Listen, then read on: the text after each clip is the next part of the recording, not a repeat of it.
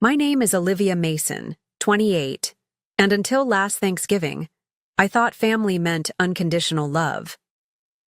After 2 years away building my financial career in Chicago, I drove 6 hours to our small Ohio town, heart full of hope and trunk packed with gifts.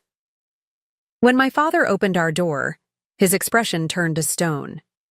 "We don't have a daughter. Please leave," he declared, as my brother smirked behind him, my old room keys dangling from his fingers. Before I tell you how my own father disowned me at our family doorstep, let me know where you're watching from in the comments and hit that subscribe button.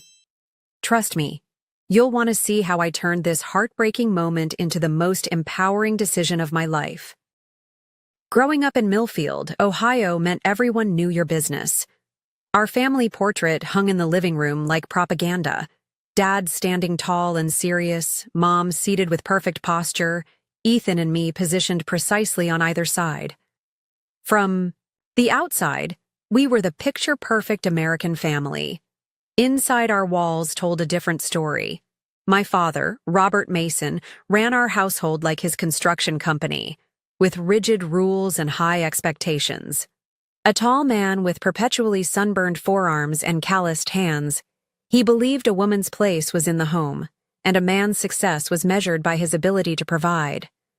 Mom, Linda, was the peacekeeper, her gentle voice and warm brown eyes, always ready to soothe Dad's frequent storms of disapproval.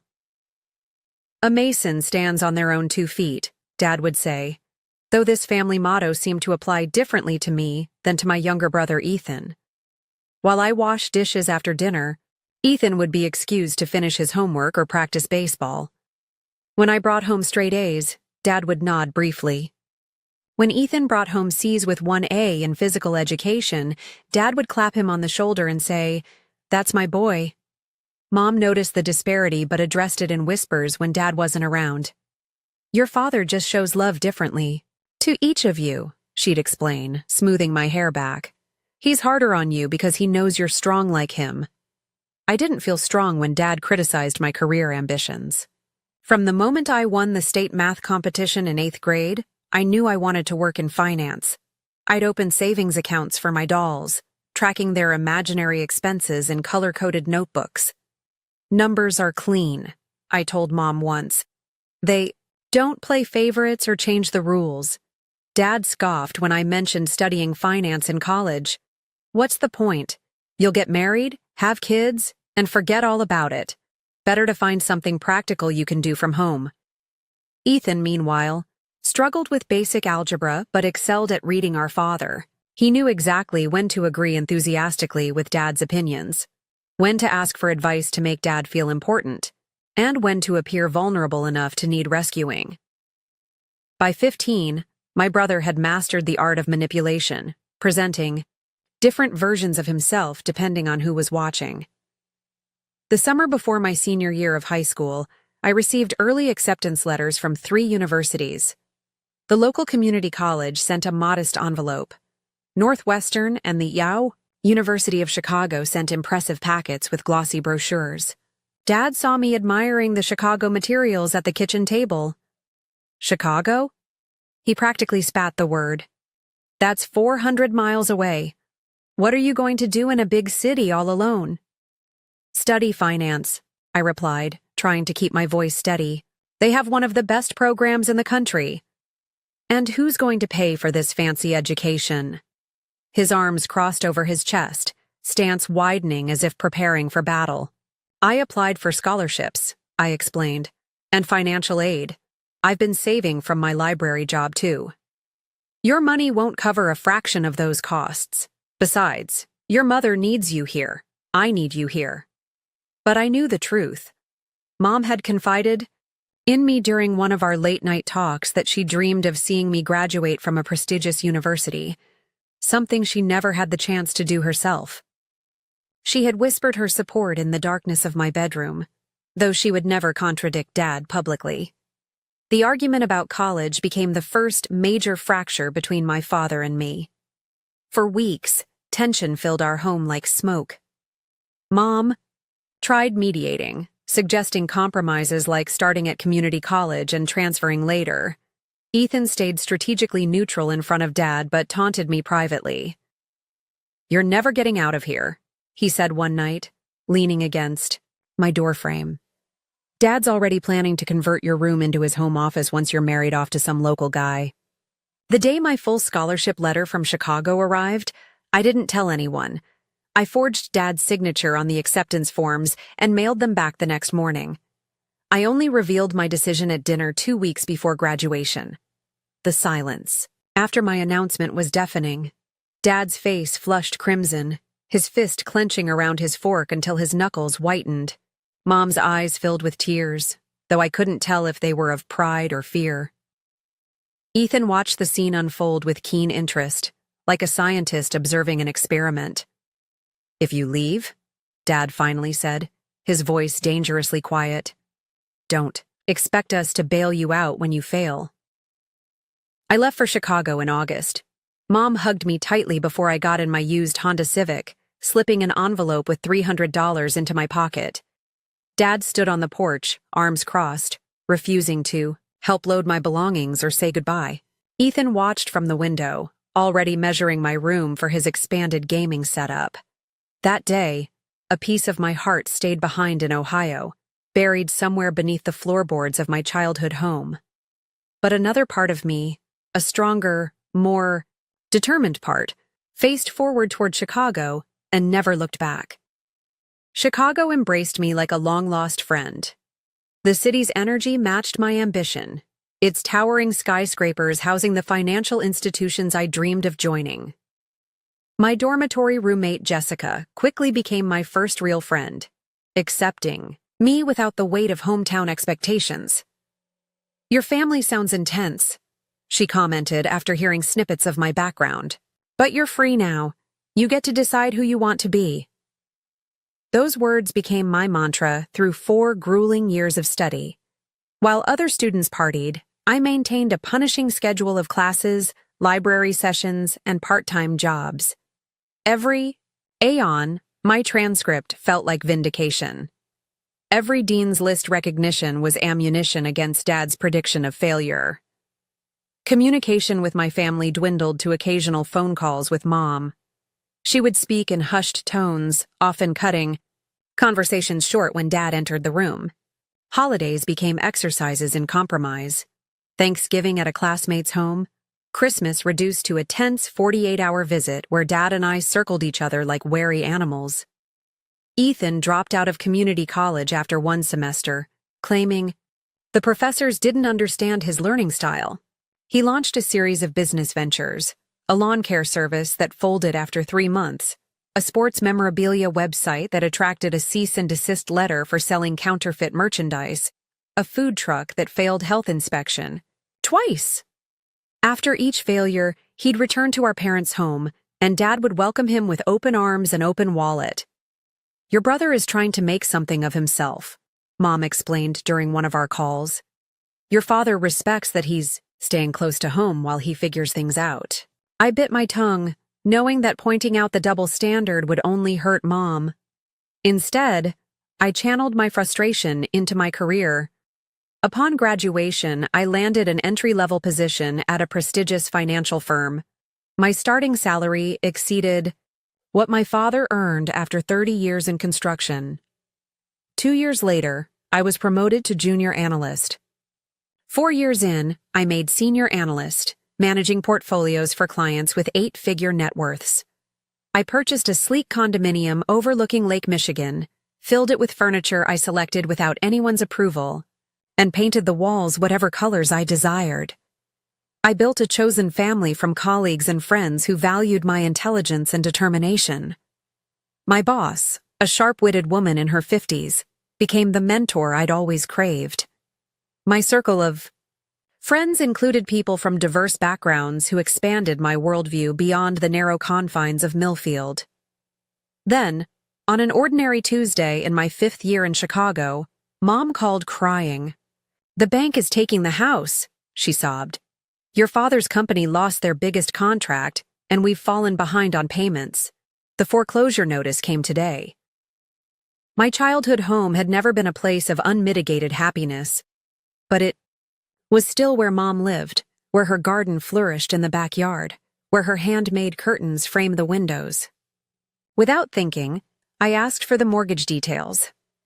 The next day, I contacted the bank and arranged to purchase the property. I used a substantial portion of my savings for the down payment and set up a dummy corporation as the official owner to keep my name off the paperwork. It was Mom's idea to keep the arrangement secret. "Your father would never accept this kind of help from you," she explained. "His pride wouldn't allow it. Let's just tell him the bank worked out a special refinancing plan." I agreed, wanting to spare both Mom and Dad the humiliation. The house payments became another monthly expense in my budget, one I never regretted. Knowing Mom had security gave me peace. What I didn't anticipate was Ethan moving back home after his latest business failure.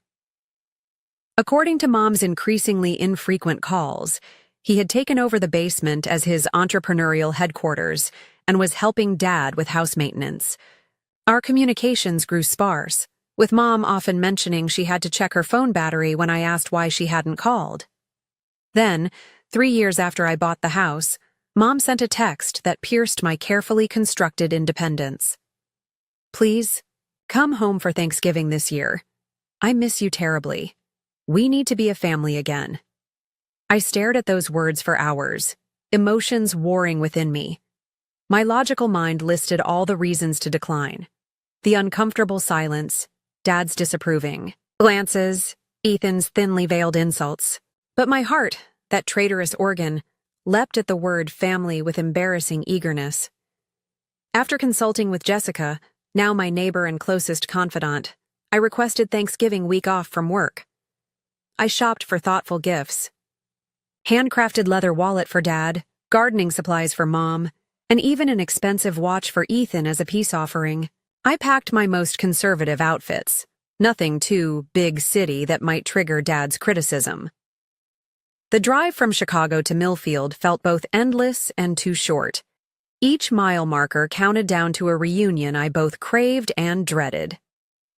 The Ohio.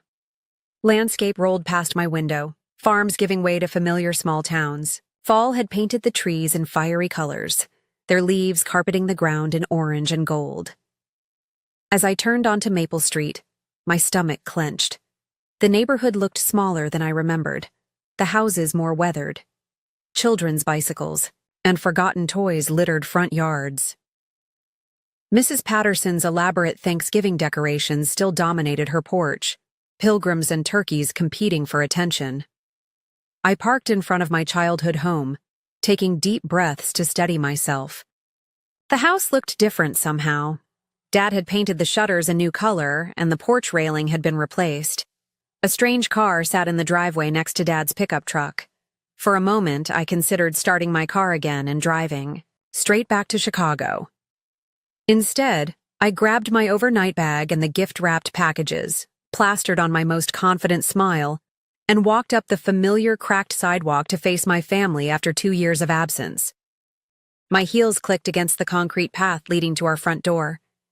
I had chosen my outfit carefully that morning, a burgundy sweater and tailored black pants, professional but not flashy. My hair was swept into a neat bun, pearl earrings catching the weak November sunlight. I wanted to appear successful but not boastful, put together but not pretentious. The front yard looked different from my memories. Dad's meticulous lawn had grown patchy, with brown spots marring the once perfect grass. Mom's cherished rose bushes had been removed, replaced with low-maintenance shrubs that required little attention. A large television satellite dish now dominated one side of the roof, an eyesore Mom would never have approved in the past. More jarring were the unfamiliar wind chimes hanging from the porch ceiling, their discordant melody nothing like the gentle tinkling of Mom's favorite copper bells. The welcome mat, once hand-painted by Mom with cheerful sunflowers, had been replaced by a generic one bearing the Mason family name in bold black letters. These small changes accumulated into a sensation of wrongness, as if I were approaching a house that merely resembled my childhood home rather than the actual place. Still, I squared my shoulders and pressed the doorbell, wincing at the unfamiliar electronic tone that replaced our old mechanical chime. Footsteps approached from inside. Heavy, deliberate steps that I recognized as my father's distinctive gait. The curtain on the adjacent window twitched aside briefly, and I caught a glimpse of movement before the fabric fell back into place. The lock clicked, and the door swung, open. Dad stood framed in the doorway, his 6-foot frame blocking my view of the interior. He had aged since I'd last seen him, his once salt and pepper hair now almost completely gray. Deep lines bracketed his mouth and etched his forehead. He wore his standard uniform of flannel shirt and worn jeans, a coffee stain visible near the collar. What struck me most was his expression. There was no surprise, no warmth, not even the disappointment I had braced myself for. Instead, his face might have been carved from stone, eyes cold and distant, as if regarding a stranger. "Dad," I began, my carefully rehearsed greeting dying on my lips as I registered his complete lack of welcome. "We don't have a daughter," he said, his voice flat and emotionless. "Please leave." The words hit me with physical force. I actually stepped back, my heel catching on the edge of the porch step. The gift bags dangled uselessly from my suddenly numb fingers. "What?" I managed, certain I had misheard. He didn't repeat. Himself. He didn't need to. His eyes, so similar to mine in color but utterly devoid of recognition, said everything. Movement behind him caught my attention. Ethan appeared at Dad's shoulder, several inches shorter, but with the same broad build. Unlike Dad, his face wasn't emotionless. A smirk played at the corners of his mouth, a gleam of triumph in his eyes that sent ice through my veins. Most disturbing was what dangled from his finger, a keychain with a distinctive purple butterfly, charm that Mom had given me on my 16th birthday. Attached to it was the key to my childhood bedroom. "Sorry you came all this way for nothing," Ethan said, his voice dripping with false sympathy. "But we've moved on. Family's smaller now, but stronger." I looked past them into the hallway, searching for Mom. The house beyond seemed dark, shadows masking any movement. There was no sign of her, no call of greeting, no rushing forward to intervene as she had done so many times during family conflicts. "Where's Mom?" I asked, my voice steadier than I felt. "Not your concern anymore," Dad replied. The reality of the situation crashed over me in waves. This wasn't a misunderstanding or a momentary anger that would dissolve with explanation. This was a calculated rejection, planned and prepared for. They had been waiting for me, ready to deliver this blow. "Can I at least talk to Mom?" I persisted, clinging to the one relationship I thought remained intact. "Linda doesn't want to see you," Dad said, using Mom's first name as if to emphasize my exclusion from the family unit. "You abandoned this family years ago. You think your fancy Chicago job and big city apartment make you better than us. We don't need your charity or your condescension." Ethan stepped forward, pushing the door wider. Behind him, I caught a glimpse of the hallway leading to the bedrooms. The family photos that once lined the wall had been rearranged. Pictures containing me had been removed, leaving conspicuous empty spaces in the arrangement. More shocking was the open door to my old bedroom. From my position, I could see it had been completely transformed. The blue walls I had loved were now painted a dark green. My desk had been replaced by weightlifting equipment. A massive gaming setup dominated the space where my bed once stood. "Like what I've done with the place?" Ethan asked, noticing my gaze. "I needed the space for my businesses. Dad and I set it up last year after we realized you weren't part of this family anymore. Last year, they had erased me from their lives long before this moment. While I had been dutifully making mortgage payments, sending birthday cards that went unacknowledged, and missing the family I thought I still had, they had been systematically removing all traces of my existence." A strange calm settled over me. The initial shock dissolved, replaced by a clarity I hadn't expected. Years of therapy had taught me that some rejections are actually redirections. This moment, painful as it was, offered a fork in the road. I could beg for acceptance from people who had already decided to exclude me, or I could stand in my truth. "I understand," I said, my voice steady. "Thank you for making your position clear." Dad blinked, clearly expecting tears or arguments. Ethan's smirk faltered.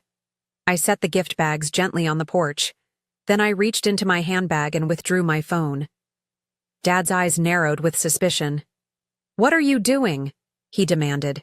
"Something I should have done a long time ago," I replied, scrolling through my contacts. "I'm calling the bank."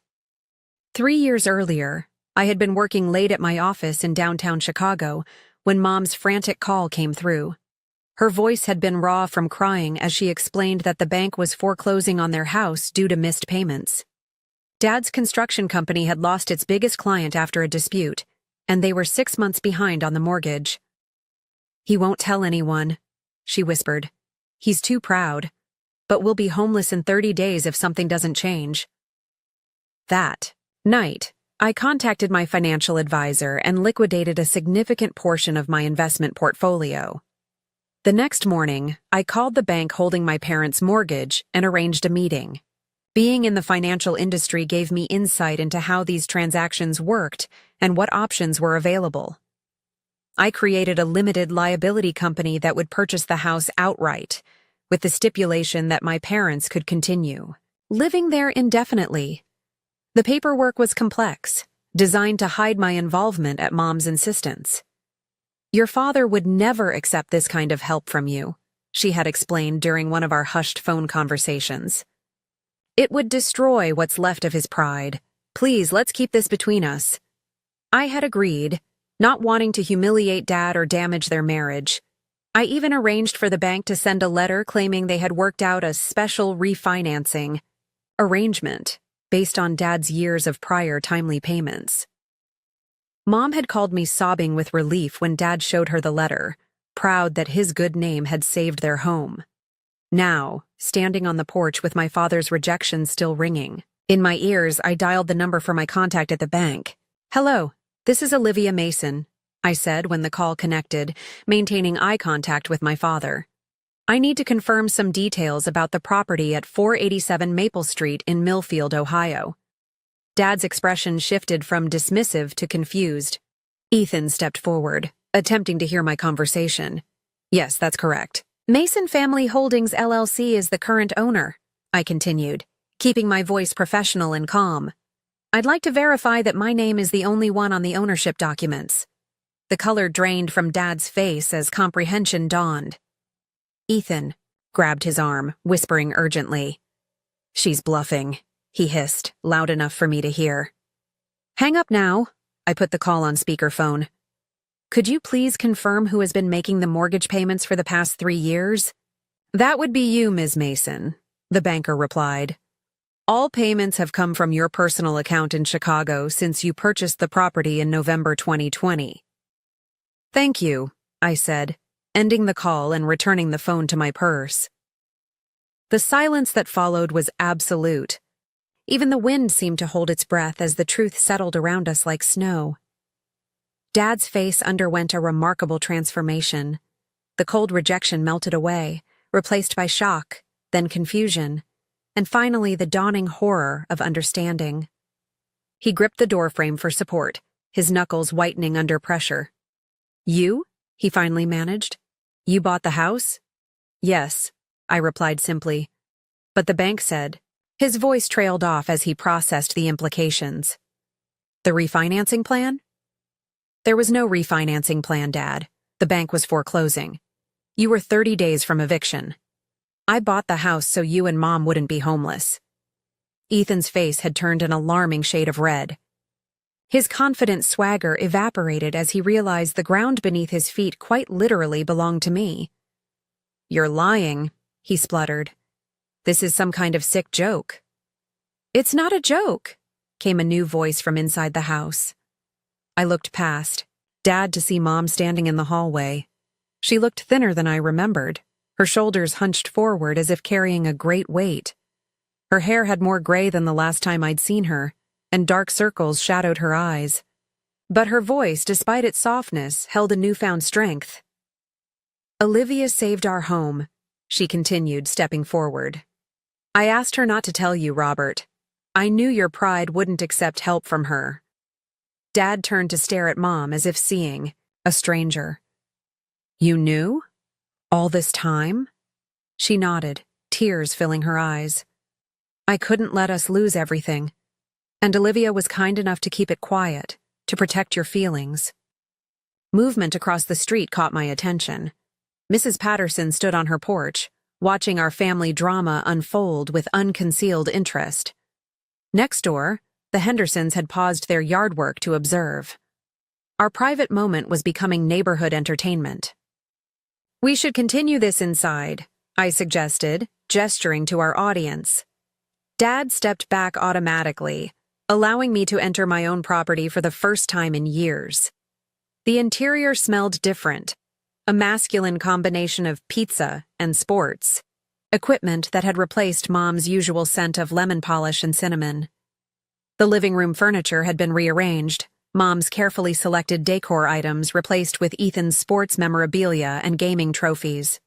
Most painful was the wall of family photos. As I'd glimpsed from outside, all images containing me had been removed. The gaps left behind were like missing teeth in a smile, obvious and disturbing. Where are my pictures? I asked quietly. Mom looked at the floor. Ethan took them down last. Christmas, he said seeing you hurt his eyes. And you allowed it? I turned to Dad. He had the grace to look uncomfortable but offered no apology. Sit down, all of you, I said, taking control of the situation. We need to talk about what's been happening here. Ethan remained standing, his posture defensive. You can't just waltz in here and start giving orders. Actually, I can, I replied evenly. This is my house. I've been paying the mortgage for 3 years while you've been living here rent-free. So yes, I think I've earned the right to ask. Questions. Mom opened a drawer in the side table and pulled out a stack of envelopes. These came for you, she said, holding them out with trembling hands. I found them hidden in Ethan's room last week when I was cleaning. I took the envelopes, recognizing my own handwriting. Birthday cards, Christmas cards, notes I had sent to Mom over the past 2 years that she apparently never received. You intercepted my mail? I asked Ethan, disbelief coloring my voice. You weren't part of this family anymore, he replied, but his defiance had a hollow quality. Now. You left us. I left for college, I corrected. I never left the family. I call Mom every Sunday. Or at least I tried to. Mom's eyes widened. You haven't called in months. I've called every week, I insisted. The calls go to voicemail. My texts show as delivered but unanswered. Understanding dawned in Mom's eyes. She turned to Ethan, her expression hardening. What did you do to my phone? Ethan shrugged, but I could see panic building behind his nonchalant facade. I upgraded your phone plan. Must have been some technical glitch. It wasn't a glitch, I said, pulling out my phone again. Show me your phone, Mom. She handed it over without hesitation.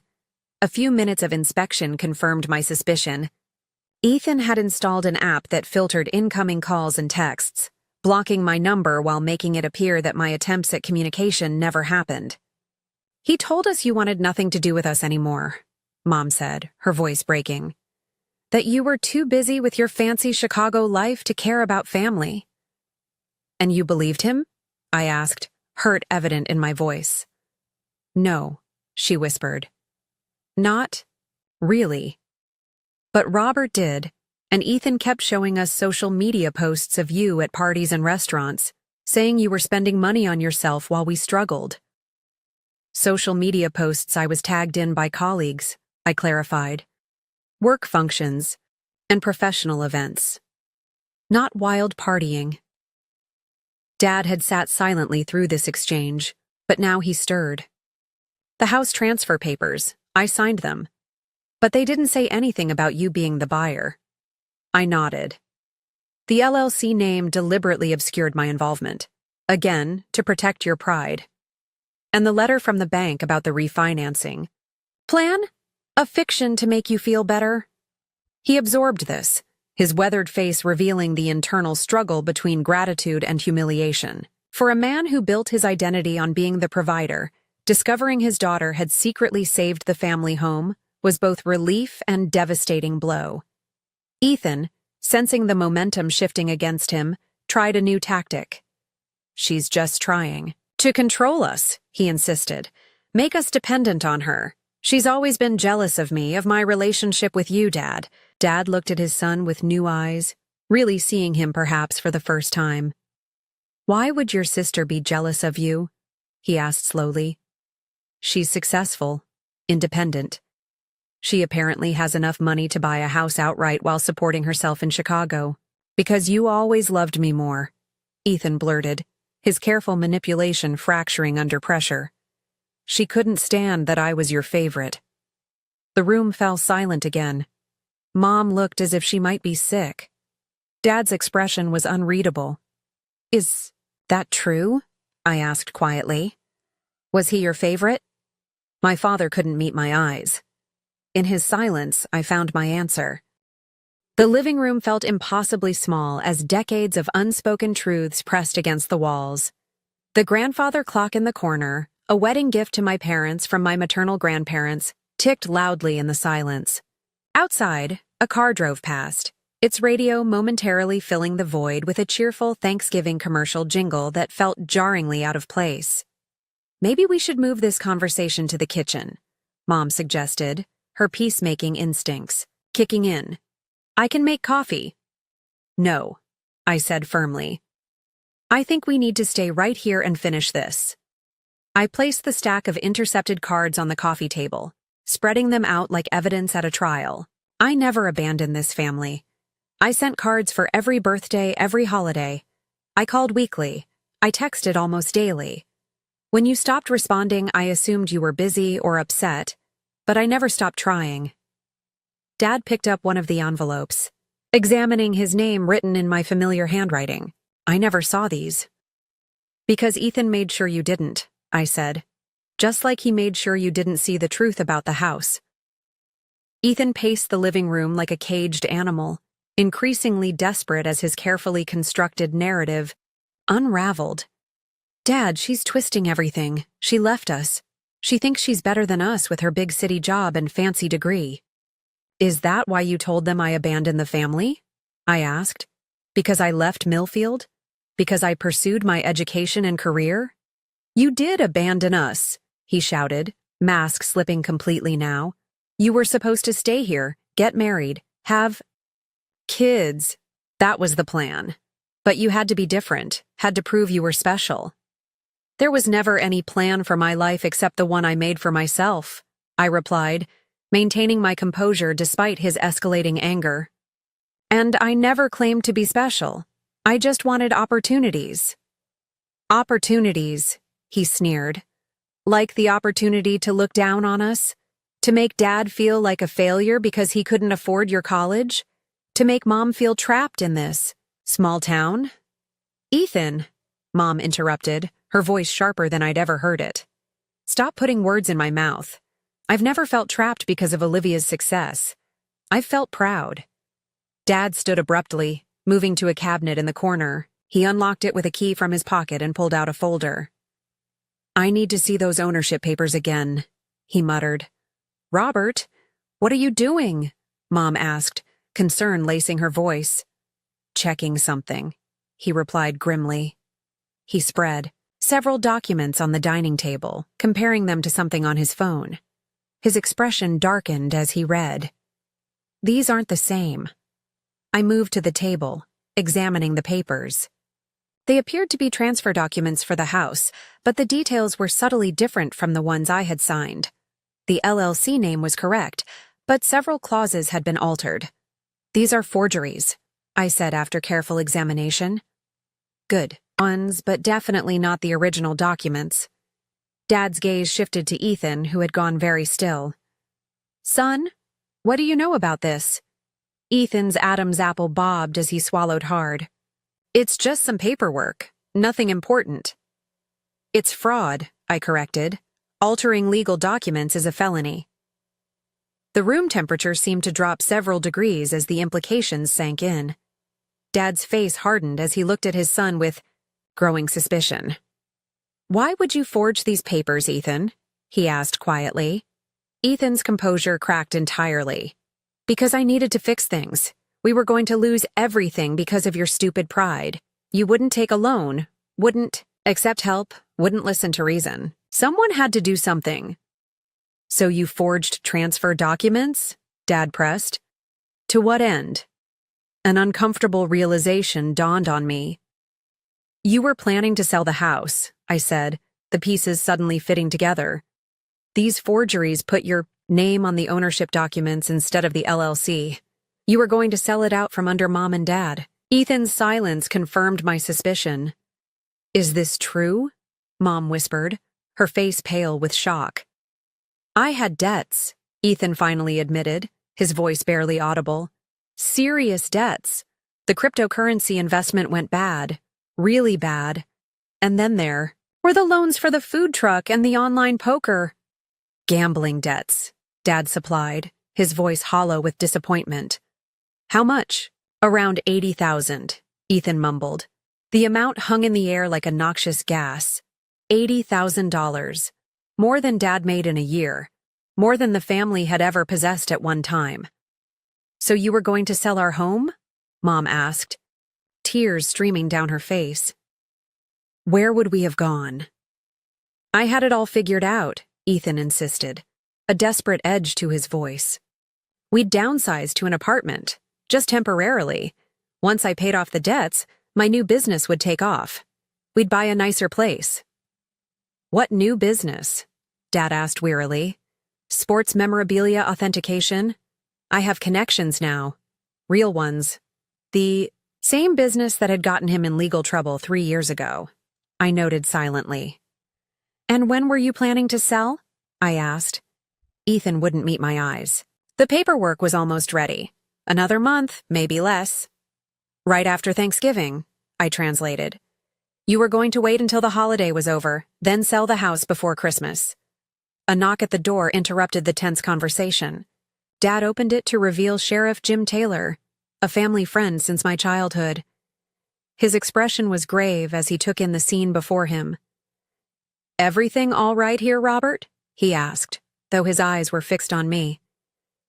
"Mrs. Patterson called, saying there might be a disturbance." "No disturbance, Jim," Dad began, but I stepped forward. "Actually, Sheriff Taylor, we've discovered some concerning documents," I said professionally. "Possibly fraudulent property transfer papers." The sheriff's eyebrows rose as recognition dawned in his eyes. "Olivia Mason? Well, I'll be. Haven't seen you in years." He turned to Dad. "Didn't know your daughter was visiting for Thanksgiving." "Neither did I," Dad muttered. Sheriff Taylor's confusion was evident, but he focused on my statement. "Fraudulent documents, you say?" Ethan made a sudden move toward the back door, but Dad caught his arm in a vice-like grip. "No, son, you're staying. Right here to face this." "Face what?" Ethan challenged, though his bravado was clearly forced. "It's just a family misunderstanding." "Fraud isn't a misunderstanding," Sheriff Taylor said mildly. "Neither is theft of mail, if what I overheard is correct." Mom stepped forward, maternal instinct overriding her shock and disappointment. "Jim, please, it's Thanksgiving tomorrow. Can't we handle this as a family first?" The sheriff hesitated, decades of friendship with my parents warring with professional duty. Finally, he nodded. "Robert, Linda, I've known you both forever. I trust you'll contact me if you decide to pursue this officially." He turned to Ethan, his expression hardening. "And you, young man, might want to think very carefully about your next moves." After Sheriff Taylor left, an uncomfortable silence settled over the living room again. The family photos with their conspicuous gaps seemed to watch us accusingly from the wall. The house itself felt like a fifth presence in the room, its very ownership now the catalyst for unraveling decades of family dynamics. Ethan slumped onto the couch, defeated. "What happens now?" he asked, not looking at any of us. I surveyed the wreckage of what I had once called family. My father, aging and confused, caught between anger and shame. My mother, exhausted by years of peacekeeping, her loyalty divided and abused. My brother, corrupted by entitlement and desperation. And myself, successful but alone, standing in the home I owned but had never been allowed to belong in. The question hung between us. What happens now? The ticking of the grandfather clock marked the passing seconds as we all stood frozen in our respective positions. Outside, the late afternoon sun cast long shadows through the windows, painting diagonal lines across the living room carpet. The moment stretched, taut with unspoken thoughts and potential paths. I could have called Sheriff Taylor back. I had evidence of Ethan's fraud, his mail theft, his betrayal. I could have pressed charges, watched him face legal consequences, perhaps even serve time. The vindictive part of me, the child who had always felt less favored, whispered that he deserved no less. I could have evicted them all. The house was legally mine. I could have given them 30 days' notice and walked away, letting them face the consequences of their choices and Ethan's actions. The wounded part of me, fresh from rejection at my own family's door, argued this would be justified. But standing there, watching my family's foundation crumble in real time, I realized neither option would bring healing. Revenge might satisfy, momentarily, but would leave permanent scars. Walking away would merely perpetuate the cycle of abandonment that had defined our family for years. What happens now, I said finally, is up to us. All of us. I moved to sit in the armchair opposite, the couch, deliberately choosing a position that put me at eye level with everyone else rather than standing over them.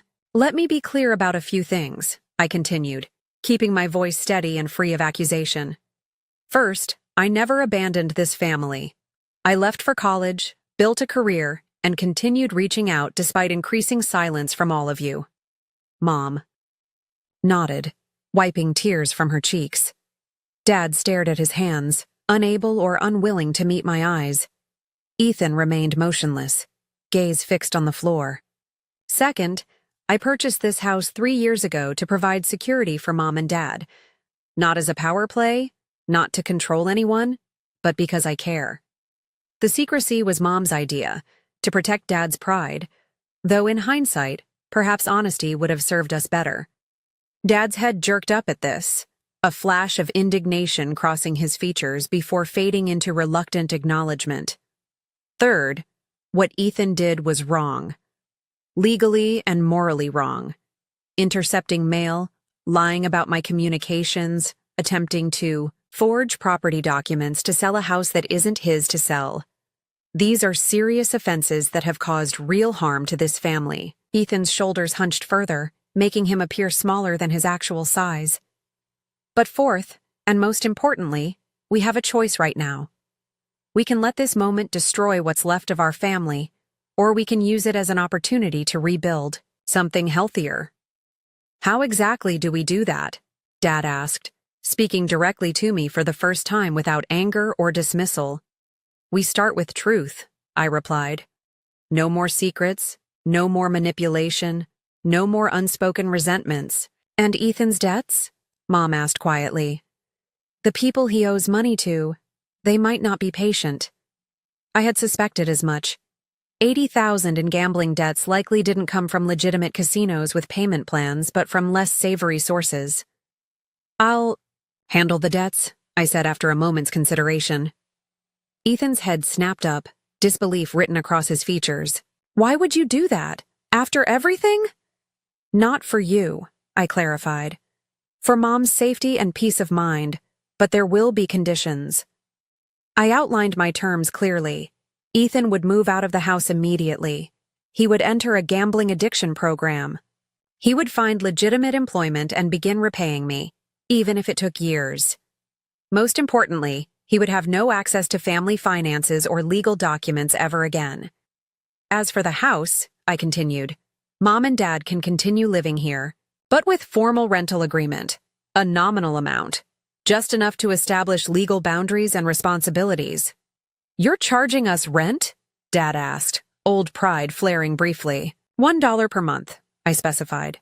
"It's about establishing clear terms, Dad, not about money." He considered this, then gave a short nod of acceptance. "And our relationship?" Mom asked, the question that mattered most hanging between us.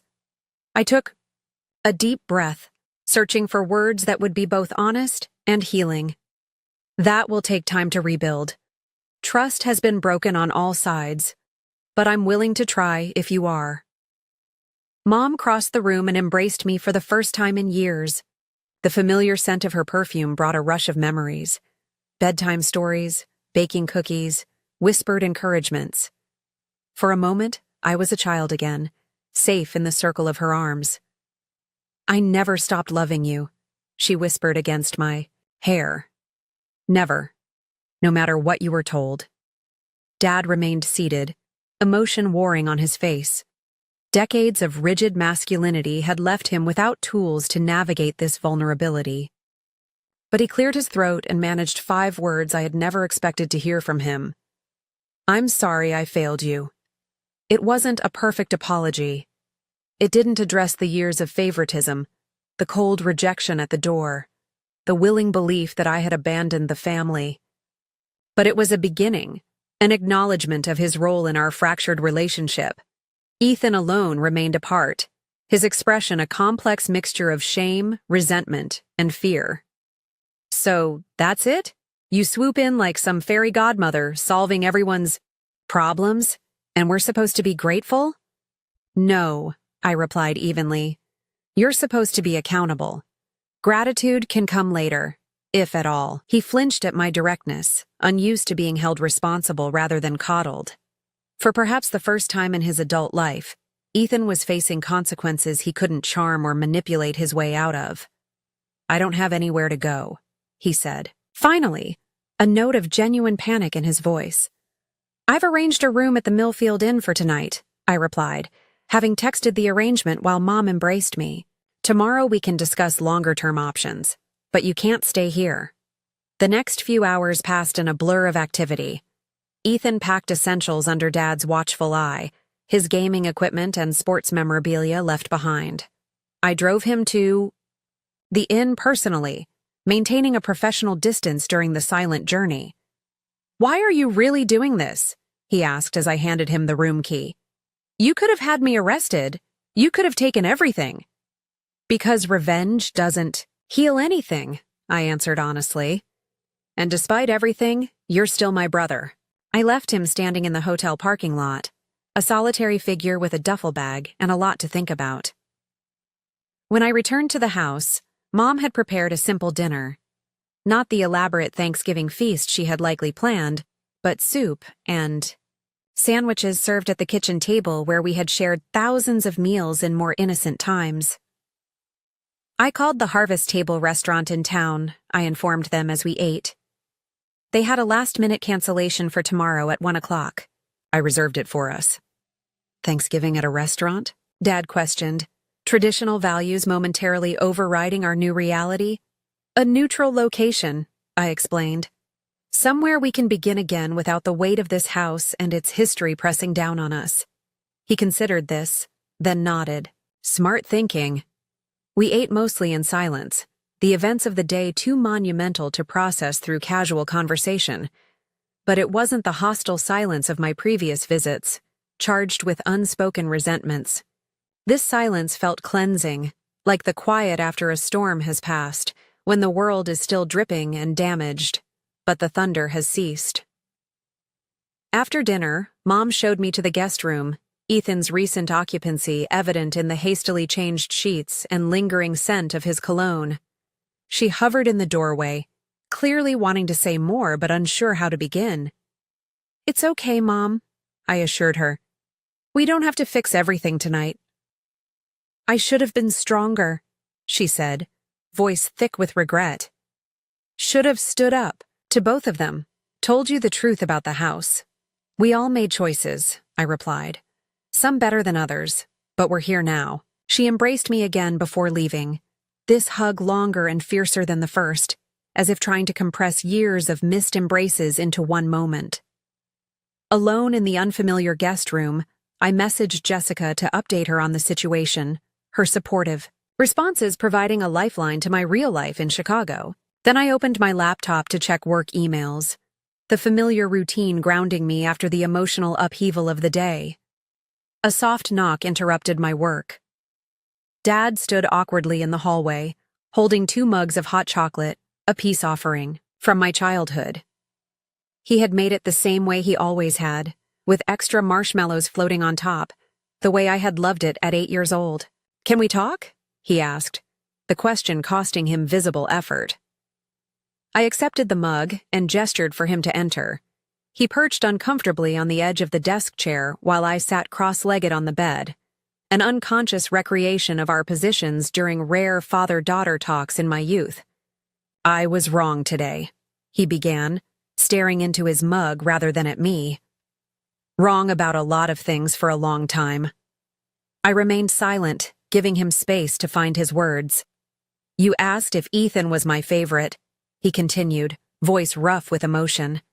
"The truth is, you reminded me too much of myself, stubborn, smart, determined to carve your own path. I pushed against you because I saw my own weaknesses in your strengths. It wasn't the whole explanation. It couldn't account for years of unequal treatment.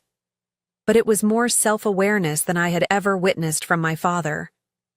"I'm still angry," I admitted. "That won't disappear overnight." He nodded, accepting this truth. "Will you tell me about your life in Chicago? Your real life, not what Ethan made up." So I did.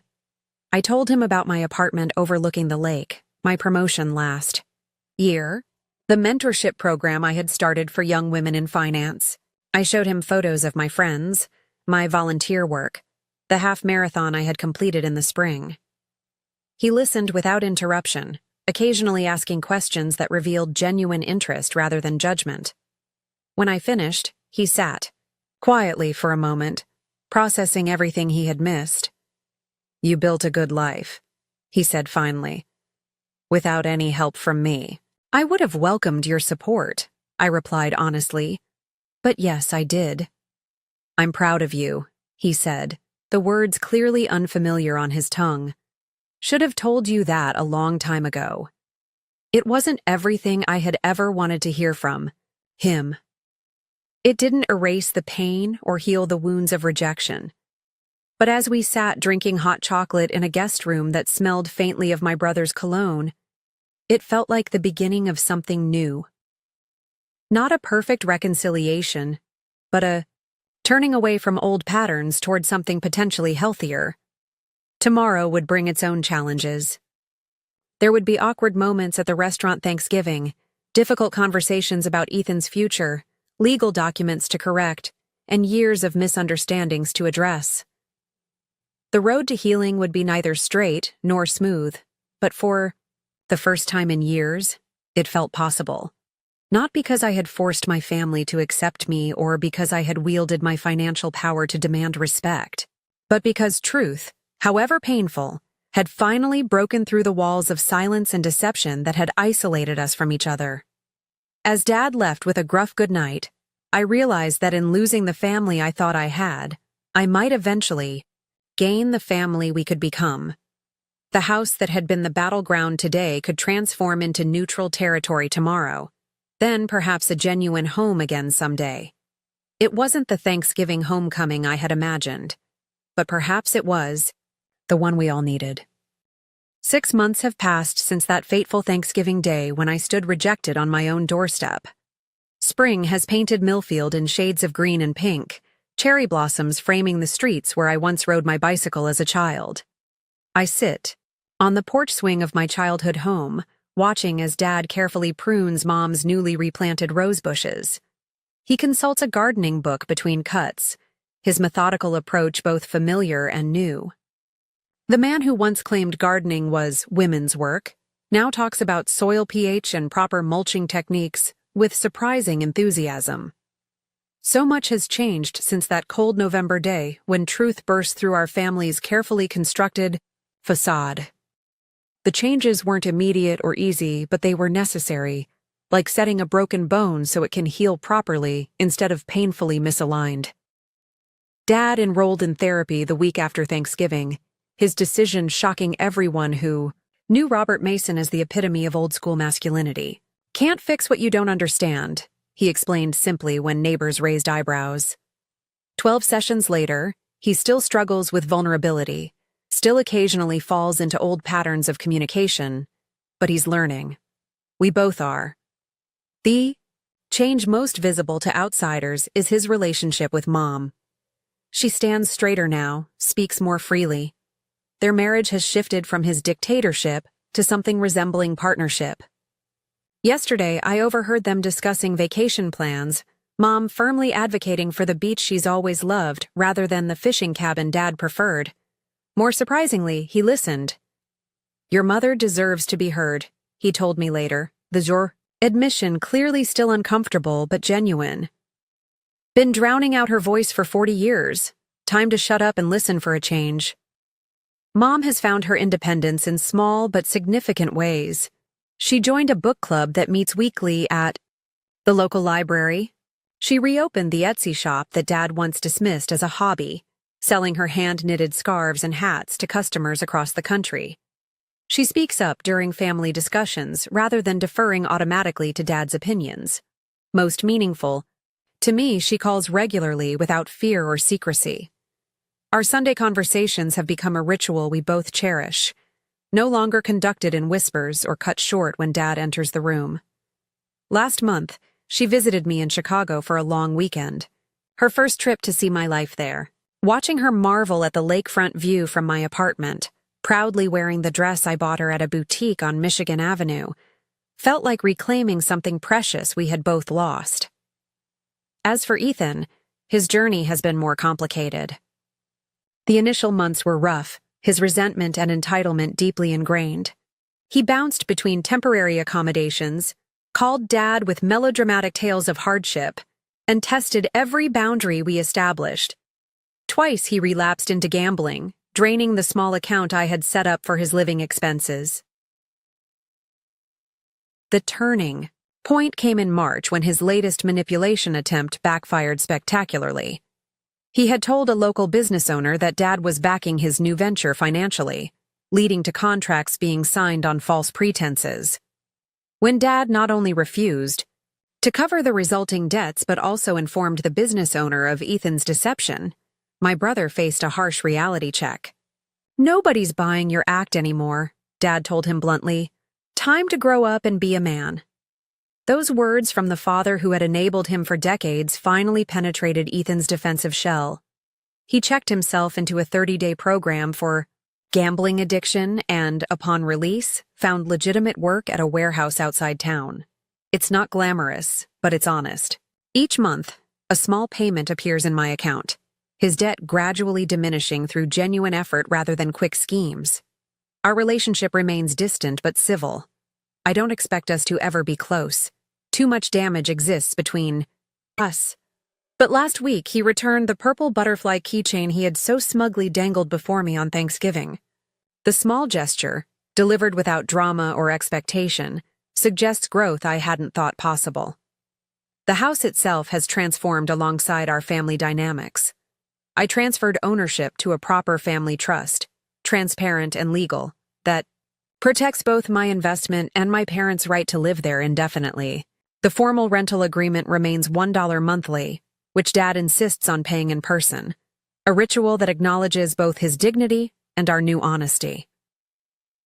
My old bedroom has been restored, Ethan's weights and gaming equipment relocated to a storage unit he now pays for himself. The blue walls have returned, along with bookshelves holding volumes from my childhood. It's not the shrine to adolescence it once was, but rather a comfortable guest room that welcomes me during my now regular visits.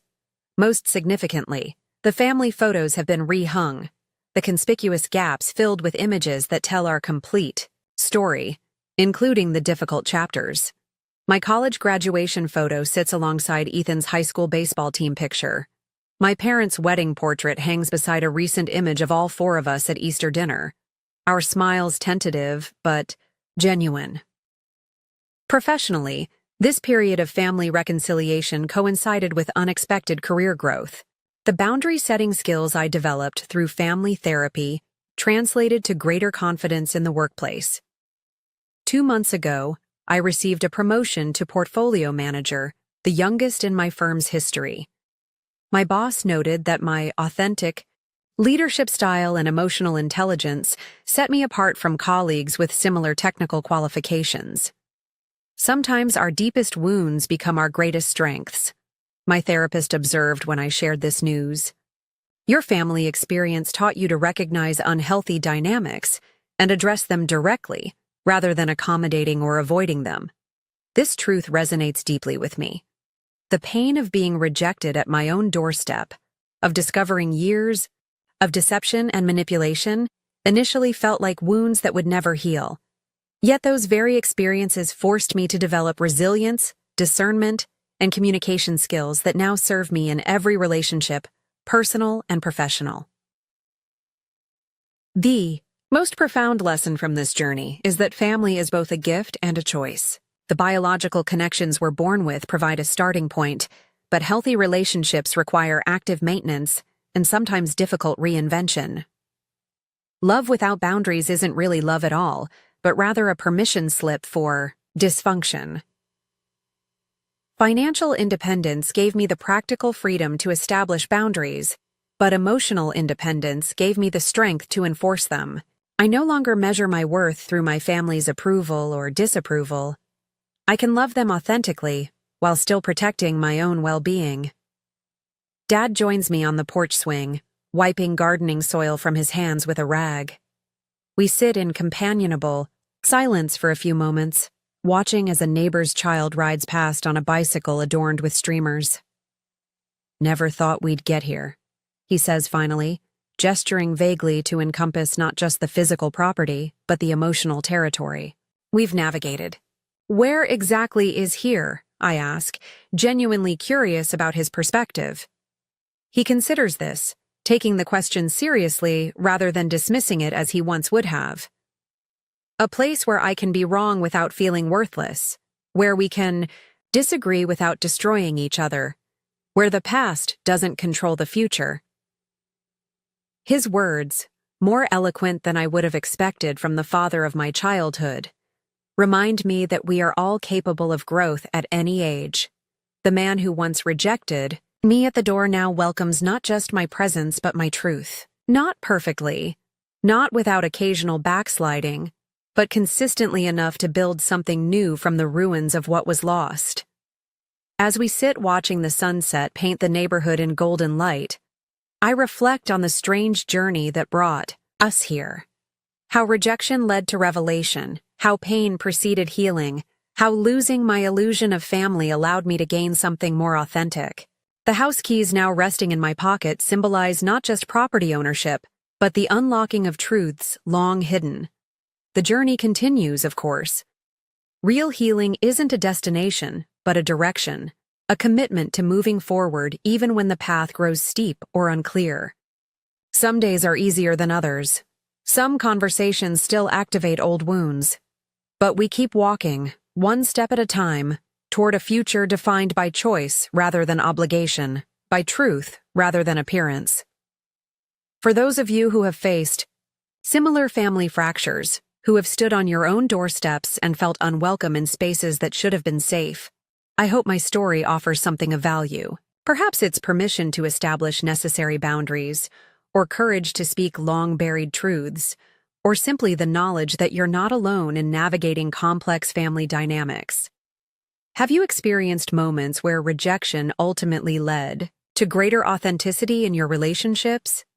How have you balanced maintaining boundaries with offering forgiveness? Share your thoughts in the comments below. And if this story resonated with you, please subscribe and hit that like button. Your support helps me continue sharing these difficult but important conversations about family, healing, and finding strength through our most painful experiences. Thank you for walking this path with me today, and remember that sometimes our greatest power emerges precisely when we feel most powerless.